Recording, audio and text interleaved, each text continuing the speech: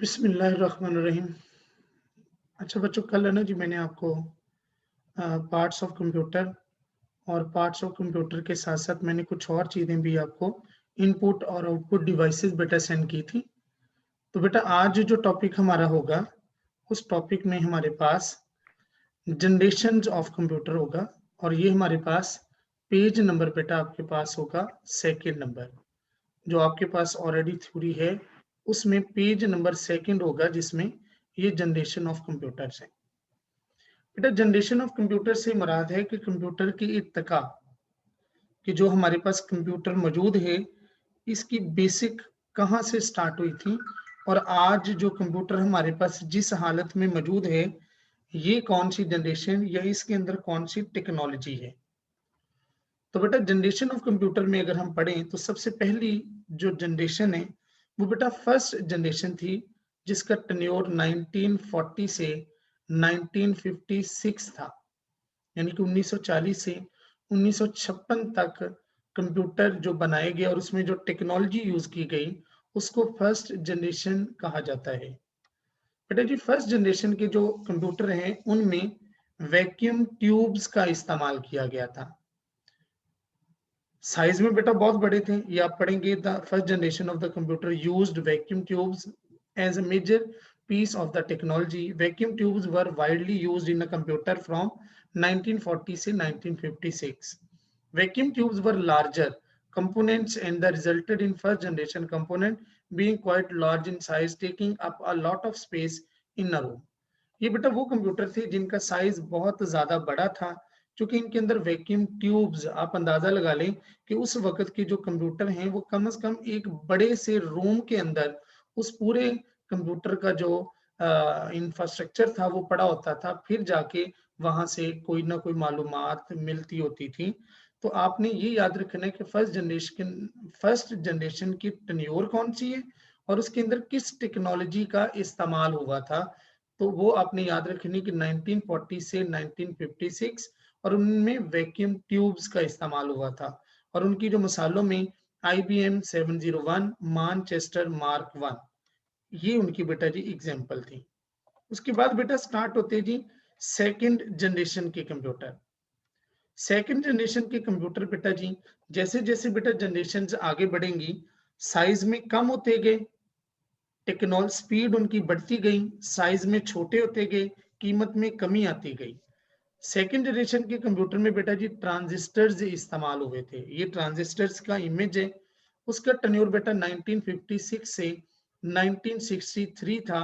उनमें ट्रांजिस्टर्स का इस्तेमाल हुआ था और उनकी टन्योर 1956 से 1963 थी। और ये उसने लिखा हुआ कि ये smaller in size, faster in speed, यानी कि पहले से ज्यादा स्पीड, साइज में पहले से कम छोटे। और ये उनकी बेटा जी एग्जांपल्स हैं। इसमें भी टन्योर याद रखना है और वो टेक्नोलॉजी याद रखनी है जो इस्तेमाल की गई। थर्ड जनरेशन बेटा 1964 से 1971 की है। इसके अंदर बेटा आईसी, इंटीग्रेटेड सर्किट इस्तेमाल हुए। इनका साइज भी सेकेंड जनरेशन से जरा कम हो गया और कैपेसिटी, इनकी जो स्पीड है वो पहले से ज्यादा तेज हो गई। फोर्थ जनरेशन हमारे पास जो कंप्यूटर्स हैं, जिस टेक्नोलॉजी में हमारे पास मौजूद है बेटा, वो फोर्थ जनरेशन के कंप्यूटर्स, उनके अंदर ये प्रोसेसर, इसे कहते हैं प्रोसेसर, ये इस्तेमाल हुआ। और ये जनरेशन का टेन्योर भी 1972 से 2010 तक था कि जो इस दौर में कंप्यूटर आए उनके अंदर माइक्रो प्रोसेस जो थे वो इस्तेमाल हुए। फिफ्थ जनरेशन भी अब इस वक्त टेक्नोलॉजी की मौजूद है, जिसको आर्टिफिशियल इंटेलिजेंस कहा जाता है। आपने देखा कंप्यूटर की जगह रोबोटिंग सिस्टम जो है वो बेटा आ रहा है बहुत सारी हमारी इंडस्ट्री के अंदर, कार की इंडस्ट्री और बाकी में, जहां पे ये आर्टिफिशियल इंटेलिजेंस की टेक्नोलॉजी को यूज करते हुए इस्तेमाल हो रहे हैं। वो बेटा जी जनरेशन फिफ्थ जनरेशन है जो 2010 से लेकर अब तक है। तो वो बेटा हमारे पास होगी फिफ्थ जनरेशन, जिसमें ये रोबोटिक की एक एग्जांपल दी हुई है। नीचे बेटा ये जो इमेजेस दिए हुए हैं, ये है फर्स्ट जनरेशन का कंप्यूटर। ये देखें पूरा सिस्टम एक कमरे के अंदर लगा हुआ और ये स्क्रीन है। ये बेटा सेकंड जनरेशन, देखें फर्स्ट जनरेशन के कंप्यूटर का साइज और सेकंड जनरेशन के कंप्यूटर का साइज। ये बेटा थर्ड जनरेशन आपके सामने, ये फोर्थ है और ये बेटा फिफ्थ जनरेशन के कंप्यूटर्स मौजूद हैं जो कि आजकल 5th जनरेशन में टच सिस्टम के कंप्यूटर्स हैं कि जिसमें आप जस्ट स्क्रीन के ऊपर माउस के जरिए या टच स्क्रीन के जरिए भी काम कर सकते हैं। सेकंड बेटा टॉपिक जो आज का ही है वो बेटा है क्लासिफिकेशन ऑफ डिजिटल कंप्यूटर्स, यानी कि अब कंप्यूटर की क्लासिफिकेशंस। उसमें बेटा जी हमारे पास वो तो जनरेशन थी, ये बेटा कंप्यूटर है जिसमें एक माइक्रो, एक मिनी, एक मेन फ्रेम और एक सुपर कंप्यूटर। बेटा जी मैं शुरू करूंगा सुपर कंप्यूटर से। सुपर कंप्यूटर वो कंप्यूटर होते हैं जो मोस्ट पावरफुल और बहुत ज्यादा महंगे होते हैं। इनके काम करने की स्पीड बहुत ज्यादा होती है। ये साइंटिफिक कैलकुलेशंस के तौर पर और वेदर, मौसम के हालात के लिए और फिजाई जो मालूमात इंफॉर्मेशन होती है, न्यूक्लियर प्रोग्राम जो होते हैं, रॉकेट्स को लॉन्च करने के हवाले से और सैटेलाइट्स की मॉनिटरिंग के लिए जो कंप्यूटर इस्तेमाल होते हैं बेटा उन्हें सुपर कंप्यूटर कहा जाता है। पाकिस्तान के पास भी अपना एक सुपर कंप्यूटर है। ये सुपर कंप्यूटर का इमेज है। सुपर कंप्यूटर जो पाकिस्तान का है वो नस्ट में बेटा इंस्टॉल हुआ है। NUST national university of scientific and technology. NUST मतलब national university of science and technology में पाकिस्तान का जो सुपर कंप्यूटर है वो इंस्टॉल्ड है। ये उसका बेटा जी नस्ट है, ये उसका नाम किस रिसर्च सेंटर में और उसके अंदर स्पीड और बाकी चीजें क्या है। सुपर कंप्यूटर बेटा जी मतलब पूरी दुनिया में अगर देखा जाए हर मुल्क के पास अपना सुपर कंप्यूटर है और हर सुपर कंप्यूटर की जो स्पीड है दूसरे मुल्कों की निस्बत जरा ज्यादा है। सुपर कंप्यूटर के बाद बेटा जो नंबर 3rd पे है वो है मेन फ्रेम कंप्यूटर। बेटा मेन फ्रेम कंप्यूटर कौन से?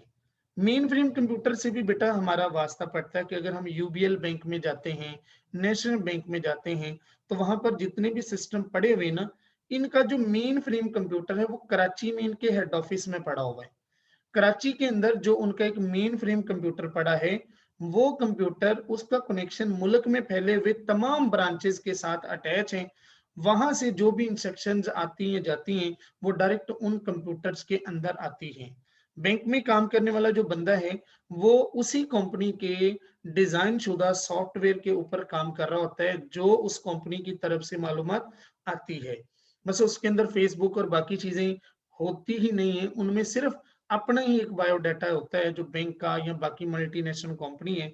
मतलब यूबीएल बैंक है, यूबीएल का हेड ऑफिस कराची में, वहां मेन फ्रेम पड़ा है, वहां से सारी मालूमात है। यहाँ साइवल का बंदा बैठा वो डाटा सेव करता है तो वो मेन फ्रेम के अंदर जाके सेव होता है। ये एक उनका अपना एक डिजाइन शुदा बेटा सिस्टम होता है कि किसी भी सिस्टम पर कोई भी बंदा बैठ जाए तो वो सारी मालूमात जो मेन फ्रेम की उसमें शिफ्ट हो जाएगी और हर बंदा आसानी से वहां पर काम शाम कर लेगा। That is called a main frame. तो ये बेटा एक शक्ल है मेन फ्रेम के हवाले से, ये जहां पर सारे बंदे बैठे काम कर रहे हैं और इनके निजाम को कंट्रोल किया जा रहा है।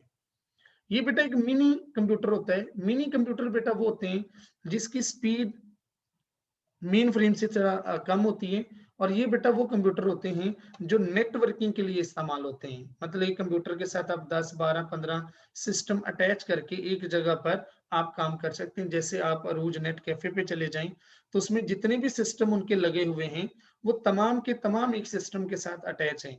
आप किसी भी सिस्टम के ऊपर बैठ जाएं तो उसका काम दूसरे में, दूसरे का तीसरे, तीसरे का चौथे पे काम शाम होता है। That is called mini computers.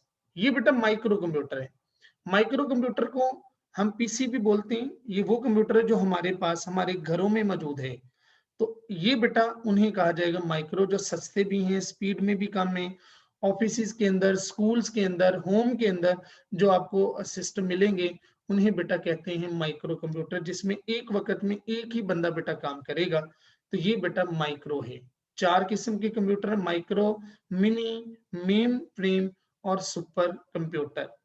तो ये बेटा आज हमारा टॉपिक था generations of computer and classification of computer. Basic terms बेटा कल मैंने आपको समझा दी। पार्ट्स ऑफ कंप्यूटर कल कर लिए, इनपुट आउटपुट डिवाइसेस बेटा कर ली, और ये इसी तरह हमारे पास है।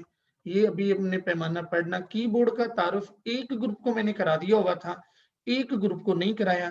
तो फिल वक्त जिन्होंने कर लिया है उन्हें पता ही है, और जिन्होंने नहीं किया मैं थोड़ी देर बाद कल की तरह कीबोर्ड की पूरी डिटेल के साथ वीडियो बना के बेटा आपको सेंड कर दूंगा। इससे हमारा पूरा ग्रुप एक जैसा ही हो जाएगा कि जो मालूमात बाकी एक ग्रुप को थी वो दूसरे ग्रुप को भी आ जाएगी। तो आज का बेटा यही टॉपिक, यही लेक्चर है। टाइपिंग बेटा करते रहिएगा। जो मैंने कल आपको डाटा शेटा सेंड किया, कल थोड़ी-सी सिग्नल में इंटरप्शन थी, उस वजह से ऐसा नहीं हो सका कि लेक्चर था, लेकिन अब रेगुलर हमारे लेक्चर चलते रहेंगे। अगर किसी दिन बेटा कोई प्रॉब्लम भी हुई, पहले से रिकॉर्डेड लेक्चर जो होगा वो मैं आपको सेंड भी कर दूँगा, ताकि आपके लिए दिक्कत, आपके लिए कोई प्रॉब्लम ना हो। यही था बेटा आज का डाटा, इसी को बार-बार सुनिएगा। वीडियो भी मैं आपको सेंड कर दूँगा, ताकि आपको ये चीज़ें दोबारा बार-बार सुनें। नोट्स आपके पास हैं, उनको रीड आउट करें। कोई क्वेश्चन ज़हन में आए, ऑडियो मैसेज की सूरत में मुझे कर देना, फिर इसको देखते हैं हम कैसे करेंगे। ये बेटा आज का टॉपिक।